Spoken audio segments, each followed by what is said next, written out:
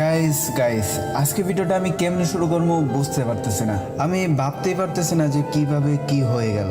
সত্যি আজকের এই ভিডিওটা বানাতে গিয়ে অনেকটাই নার্ভাস ফিল করতেছি। আমি কিভাবে কথা বলবো সেটাও বুঝতে পারতেছি না। অলরেডি হয়তোবা তোমরা অনেকেই জেনে গেছো আমাদের জেবি চিতা আর আমাদের মাঝে নেই, সে মারা গেছে। সে শুধু একটা ফ্রি ফায়ার প্লেয়ার ছিল না, সে ছিল একটা লেজেন্ড, যাকে এক কথায় বলা হতো টুর্নামেন্ট লেজেন্ড। ভাগ্যের কি পরিহাস, তাকে অল্প দিনেই এই পৃথিবীর মায়া ত্যাগ করতে হলো। গাইস আমি তোমাদের কি বলবো, কিভাবে মনের আবেগ প্রকাশ করব। এই ভিডিওটা বানাতে এসে আমার চোখ দিয়ে পানি পড়তেছে। আজকে এক প্রকার ধরতে গেলে এই ফ্রি ফায়ারের জন্যই তার জীবনটা দিতে হলো। জেবি চিতা এ ছিল একটা ফ্রি ফায়ারের সাচ্চা লাভার।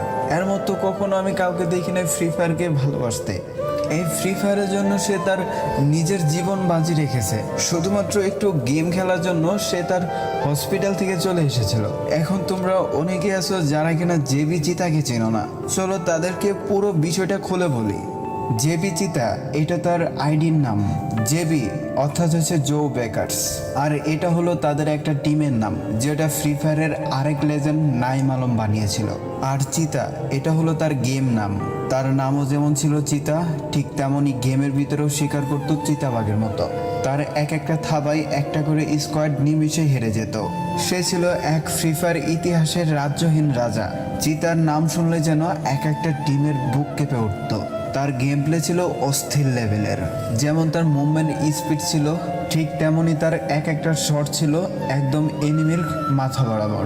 জেবি চিতার পুরো নাম ছিল তহিদুল ইসলাম সিয়াম। তার ফুসফুসের ভিতরে পানি জমে গেছিল, তার বুকের ভিতরে অনেক ব্যথা ফিল করত। তারপর কিছুদিন আগে সে একটা ডাক্তার দেখায়, আর ডাক্তার দেখার পর তাকে ইমিডিয়েটলি হসপিটালে ভর্তি হতে বলে। কিন্তু ওই সময় ছিল বাংলাদেশ ফ্রি ফায়ারের সব থেকে বড় টুর্নামেন্ট FFBC, আর সেখানে তার নিজের টিম জো বেকার্স ছিল। আর সেই টুর্নামেন্ট ফাইনালে টপ ওয়ানে থাকলে, অর্থাৎ টপ ওয়ানে কোয়ালিফাই করতে পারলে সৌদি আরবে গিয়ে ফাইনাল টুর্নামেন্ট খেলার সুযোগ পাবে।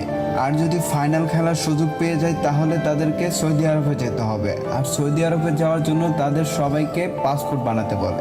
আর এই জন্য চিতা কি করে, তার হসপিটালে গিয়ে ট্রিটমেন্ট করানো বাদ দিয়ে সে তার পাসপোর্ট বানানোর জন্য ব্যস্ত হয়ে পড়ে। তার একটা কনফিডেন্স ছিল সে এই FFBC টুর্নামেন্টের ভিতরে টপ ওয়ানে থাকবে। আর এই জন্যই তার পাসপোর্ট বানানোর জন্য কয়েকদিন সদর অফিসে দৌড়াদৌড়ি করে। আর এইভাবে আস্তে আস্তে তার শরীরের কন্ডিশন খারাপ হতে শুরু করে। একটা সময় গিয়ে বুকের ভিতরে এতটাই চাপ অনুভব করে যে চিতা আর দাঁড়িয়ে থাকতে পারতো না। তাই তাকে সবাই মিলে হসপিটালে নিয়ে যায়। আর তারপর পরীক্ষা নিরীক্ষা করে দেখে তার শরীরের ভিতর পানি চলে এসেছে। তার হাত পা ফুলে গেছিল, তারই সাথে বুকের ভিতরে ফুসফুসের ভিতরে পানি জমে গেছিল। এক পর্যায়ে তাকে অপারেশন করা হয় এবং ফুসফুস থেকে পানি বের করা হয়। আর এই অপারেশন করা অবস্থায় সেই ছেলেটা অর্থাৎ চিতার টুর্নামেন্ট খেলে। সে তার দেশ এবং টিমকে এতটাই ভালোবাসতো যে এত বড় একটা অপারেশনও তাকে থামিয়ে রাখতে পারেনি। সে তার দেশের জন্য লড়ে গেছে, সে তার টিমের জন্য লড়ে গেছে। তারপর গাইস এই ছেলেটা কি করে জানো, সেমিফাইনালের দিন তার ডাক্তারকে বলে সে নাকি করোনার টেস্ট করা হয়। আর এই কথা বলে সে হসপিটাল থেকে একটা ছাড়পত্র নেয়, নয়তো তো তাকে হসপিটাল থেকে বের হতে দিবে না। আর তারপর সে এই মিথ্যা কথা বলে হসপিটাল থেকে একটা ছাড়পত্র নিয়ে সে সরাসরি চলে যায় সেই টুর্নামেন্ট খেলার জন্য, যেখানে হস্টেলের ব্যবস্থা করা হয়েছে সেখানে। মানে একটা ছেলে কতটা ফ্রি ফায়ারের জন্য পাগল হলে, একটা ছেলে কতটা টুর্নামেন্টের জন্য পাগল হলে এই কাজগুলো করতে পারে। সে তার এত বড় একটা অপারেশন, শরীরের ভিতরে জ্বর, ঠান্ডা, শরীর হাত পা ফোলা, এগুলো নিয়ে চলে এসেছিল সে এত বড় একটা টুর্নামেন্ট খেলার জন্য। আর সেই টুর্নামেন্টে তারা টপ 1 পজিশনে না আসতে পারলেও তারা টপ 2তে এসেছিল। আর ঠিক ওই সময় FFBC টুর্নামেন্ট খেলার সময় জিকু ভাই তার সাথে দেখা করে। দেখো জিকু ভাই তার বিষয়ে কি বলে। জানি বেশ কয়েকদিন আগে FFBC এর মঞ্চ অনুষ্ঠিত হয়েছিল। সেখানে যারা ফাইনালে অংশগ্রহণ করেছিল তারা সবাই প্রায় একসাথে একত্রিত হয়ে গেম খেলছিল। আমিও সেদিন যাই সেখানে তাদের সাথে দেখা করতে এবং তাদেরকে উৎসাহ দিতে। সেখানে গিয়ে সবার সাথে দেখা করার পর ফ্রিকের কাছ থেকে জানতে পারি চিতা খুব অসুস্থ। আমি জানতে চাই কি হয়েছে চিতার। তখন তারা বলে চিতার লাঞ্চে অর্থাৎ ফুসফুসে পানি জমে, আর যার কারণে তার গায়ে প্রচন্ড লেভেলের জ্বর এবং তার হাত পা ভীষণ খারাপভাবে ফুলে আছে। আমি কথাটা শোনার পর আতঙ্কিত হয়ে যাই। যখন তার সাথে দেখা করতে যাই, গিয়ে দেখি সে বিছানায় শুয়ে আছে, একটা একটা কম্বল মুড়ি দিয়ে। তার কপালে আমি হাত দিলাম, হাত দিয়ে দেখি তার শরীরে প্রচন্ড পরিমাণে জ্বর। তাকে আমি জিজ্ঞেস করি, ভাই তোমার কি হয়েছে? তখন সে বলে হাসতে হাসতে, ভাই কিছুই হয় নাই, জাস্ট এখানে একটা ছিদ্র করছে আমার পিঠে, ফুসফুস থেকে পানি বের করছে। আমি বললাম হোয়াট? জাস্ট একটা ছিদ্র করছে আর তোমার পিঠ থেকে পানি বের করছে, মানেটা কি? তোমার কি হয়েছে? বলে ভাই আমার এখানে পানি জমছে। আমি বললাম এই কন্ডিশনে তুমি এখানে কিভাবে আসলা?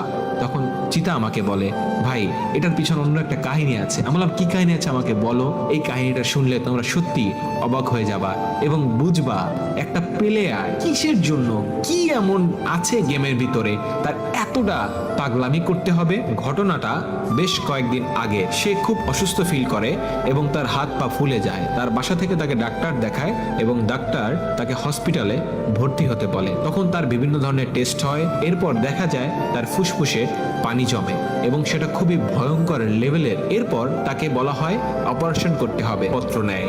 সেই ছাড়পত্র নিয়ে হসপিটাল থেকে সে বের হয়ে সোজা উত্তরার হোটেলে চলে যায়, যেখানে তার টিমমেট জ ব্রেকার্স ওয়েট করছিল এফএফবিসি ফাইনালের জন্য। তাদের সাথে সেখানে গিয়ে জয়েন হয়। এরপরে তার সাথে আমার দেখা হয়। আমি তাকে বললাম, ভাই তুমি এটা কোন ধরনের পাগলামি করলা? তুমি হসপিটালে ভর্তি ছিলা, তুমি সেখানে ট্রিটমেন্ট নিচ্ছিলা, তোমার শরীরের অবস্থা এতটা খারাপ, তোমার শরীরের জ্বর, হাত পা ফুলে আছে, তোমাকে দেখলে মনে হচ্ছে তোমার যে কোনো সময় খারাপ কিছু একটা হয়ে যেতে পারে। এই অবস্থায় তুমি কেন এই হোটেলে গেম খেলতে আসছো? তখন সে বলে, ভাই আমি যদি আমার টিমের সাথে জয়েন না করি, আমি যদি আমার টিমের সাথে গেম না খেলি, আমার টিম ফাইনালে চ্যাম্পিয়ন হতে পারবে না, আমার টিম ভালো কিছু করতে পারবে না।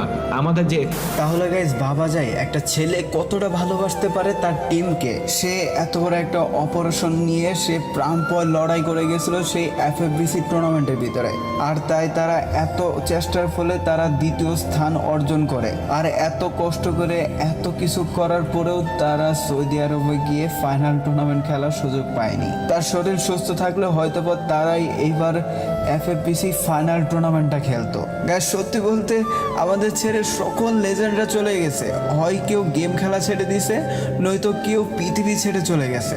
আমরা আর কোনো লেজেন্ডকে হারাতে চাই না। আমরা চিতাকে সারা জীবন মনে রাখবো, এই মনের ভিতরে গেঁথে রাখবো। গাইস আমি তোমাদের কাছ থেকে একটা জিনিস দেখতে চাই, সেটা হলো লেজেন্ড ইজ নো মোর। এটা তোমরা সবাই কমেন্ট বক্সে লিখবা এবং বোঝাই দিবা যে চিতা আমাদের মাঝে সারা জীবন বেঁচে থাকবে। আর লেজেন্ডরা কখনো হারায় না, তারা আমাদের মাঝে বেঁচে থাকবে সারা জীবন। তাই আমি তোমাদের কাছ থেকে একটা কমেন্ট বারবার দেখতে চাই, সেটা হলো legend is no more. Guys সবশেষে আমি তোমাদেরকে একটা কথাই বলতে চাই, তহিদুল ইসলাম সিয়াম হরুপে জেবি চিতা, তার জন্য সবাই তোমরা দোয়া করবে, সে যেন পরপারে জান্নাতবাসী হয়। আর জেবি জিতা যদি তোমাদের মনে কোনোভাবে কোনো কষ্ট দিয়ে থাকে, অবশ্যই সবাই তাকে মাফ করে দিবে। প্রয়োজনে আমি তার হয়ে মাফ চাইতেছি, প্লিজ তাকে ক্ষমা করে দিও প্লিজ। সে অনেক ভালো মানুষ ছিল, সে কখনো কোনো কন্ট্রোভার্সিতে জড়ায় নাই, সে শুধু তার গেম প্লে দিয়ে পুরো বাংলাদেশটাকে রিপ্রেজেন্ট করে গেছে। তাই আমি তোমাদেরকে আবারও বলতেছি, তোমরা সবাই তহিদুল ইসলাম সিয়াম ভাইয়ের জন্য দোয়া করবে। লেজেন্ড কখনো মরে না, লেজেন্ড সবসময় আমাদের মাঝে বেঁচে থাকবে। আমরা চিরকাল চিতাকে মনে রাখবো, তাকে কখনো বলার মতো না।